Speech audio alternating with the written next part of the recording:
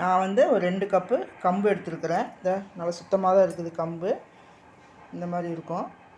நாட்டு கம்பு தான் எடுத்துருக்கிறேன். இந்த கம்பு வந்து ஒரு 2 கப்பு போட்டுக்கிறேன் இந்த குண்டால.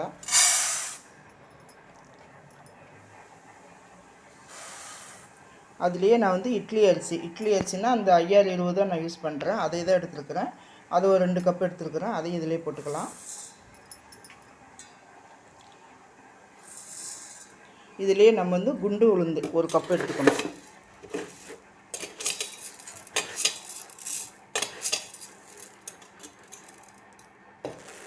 இதிலே ஒரு கப்பு உளுந்து இதையும் போட்டுக்கலாம்.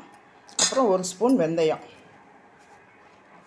இந்த வெந்தயம் இதையும் ஒரு ஸ்பூன் இருக்குது. இதையும் போட்டுக்கிட்டு நல்லா கழுவிட்டு ஒரு 4 மணி நேரம் நல்லா ஊற வைக்கணும். நான் வந்து நல்லா கழுவிட்டு நான் ஊற வைக்கிறேன். பாருங்கள், நல்லா கழுவிட்டு வந்துட்டேன். ஒரு 3-4 தடவை நல்லா கழுவிட்டேன். இது வந்து நல்லா ஒரு 4 மணி நேரம் நல்லா ஊறட்டும். அதுக்கப்புறம் இதை நம்ம அரைச்சிட்டு தோசை சுடலாம். நல்லா ஒரு 4 மணி நேரம் 3 மணி நேரம் 4 மணி நேரம் நல்லா ஊற விடுங்க. நல்லா ஊறினாக்கா நல்லாயிருக்கும்.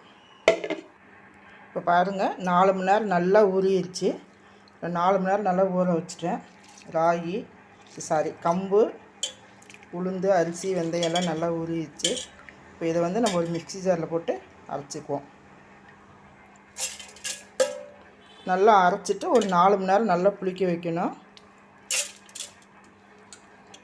இது வந்து நல்லா அரைச்சிட்டு நம்ம 2 இதாக போடுறேன். நீங்கள் கிரைண்டர் இருந்துச்சுன்னா கிரைண்டர்லேயும் அரைச்சிக்கலாம். நான் வந்து 2 பேட்சாக போட்டு அரைச்சி புளிக்க வைக்கிறேன். ஒரு 4 மணி நேரம் புளிக்க வைக்கணும். அரைச்சிட்டு நான் போய் அரைச்சிட்டு வந்து காமிக்கிறேன். இப்போ பாருங்கள், எல்லா மாவையும் நான் அரைச்சிட்டு வந்துட்டேன். நான் வந்து மிக்சியில் தான் அரைச்சிருக்கிறேன்.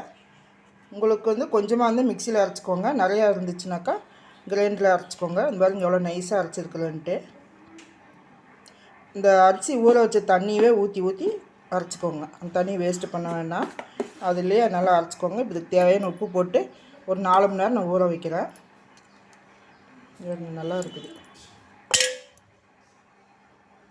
இங்கே பாருங்க, இந்த அளவுக்கு தோசை மாவு பார்த்துக்கு அரைச்சோம்னா போதும். தேவையான உப்பு போட்டு நல்லா கலந்துட்டு நம்ம ஒரு 4 மணி நேரம் புளிக்க வச்சுட்டு தான் நம்ம வந்து தோசை சுட முடியும். இப்போ இந்த மாவுக்கு தேவையான உப்பு போட்டுக்கலாம். நான் கல் உப்பு தான் போடுறேன்.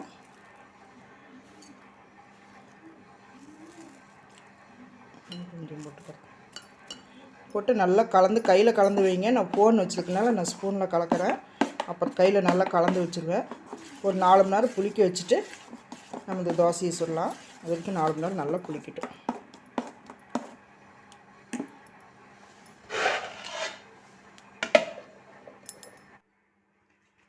மாவு பாருங்கள் எப்படி நல்லா பொங்கி வந்துருச்சு. ஒரு 4 மணி நேரம் புளிக்க வச்சுருக்கிறேன். நல்லா பொங்கி இருக்குது. இப்போ நான் வந்து ஸ்டவ் பற்ற வச்சு தோசைக்கல் வச்சுருக்கிறேன். சூடாகிடுச்சு. இப்போ நம்ம வந்து தோசை ஊற்றிக்கலாம்.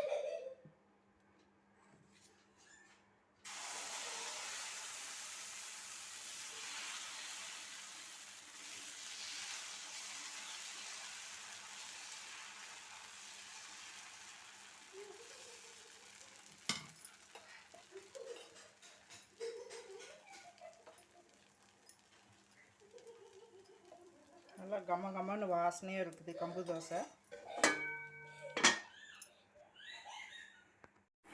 ஹாய் ஃப்ரெண்ட்ஸ், எல்லாருக்கும்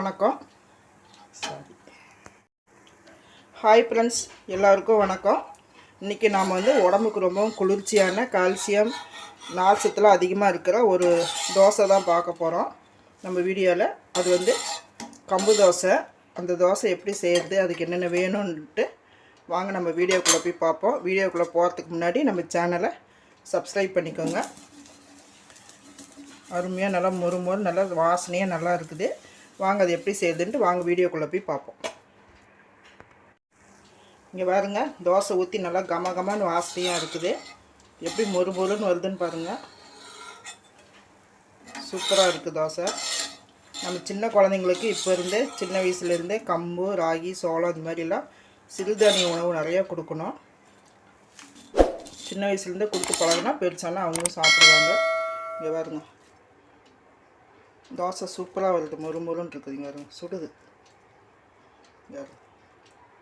டோஸ்ட் மாதிரி வந்துருக்குது தோசை. சூப்பராக இருக்குது. நீங்களும் இதே மாதிரி செய்யுங்க. அவ்வளவுதாங்க. அருமையான உடம்புக்கு நல்ல ஹெல்த்தியான ஒரு கம்பு தோசை ரெடி ஆயிடுச்சு. நான் வந்து இதுக்கு வந்து ஒரு கோவக்காய் சட்னி தான் வச்சுருக்கிறேன். இந்த தோசைக்கு தேங்காய் சட்னி, தக்காளி சட்னி, கார சட்னி எல்லாமே நல்லாயிருக்கும். உங்களுக்கு என்ன விருப்பமோ அந்த சட்னி நீங்கள் செஞ்சு சாப்பிடுங்க. நான் வந்து இன்றைக்கி தோசைக்கு ஒரு கோவக்காய் சட்னி செஞ்சுருக்கிறேன். நீங்களும் இதேமாரி செஞ்சு பாருங்கள். இந்த தோசை இந்த வீடியோ பிடிச்சிருந்துச்சின்னா லைக் பண்ணுங்கள், சப்ஸ்கிரைப் பண்ணுங்கள், மறக்காமல் சப்போர்ட் பண்ணிவிட்டு பக்கத்தில் இருக்கிற பெல் பட்டனை கிளிக் பண்ணுங்கள். தேங்க்யூ.